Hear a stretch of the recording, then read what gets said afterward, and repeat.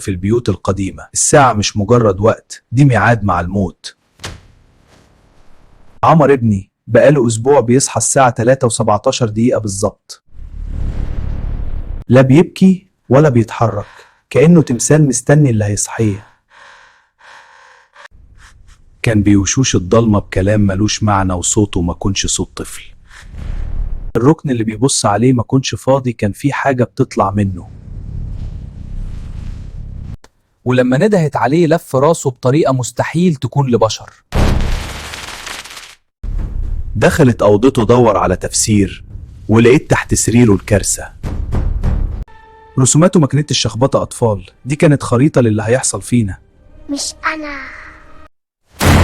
فجأة إيده الباردة مسكتني ولقيته بيبتسم وهو مغمض. الحكاية لسه ما خلصتش، استنوا الجزء الجاي.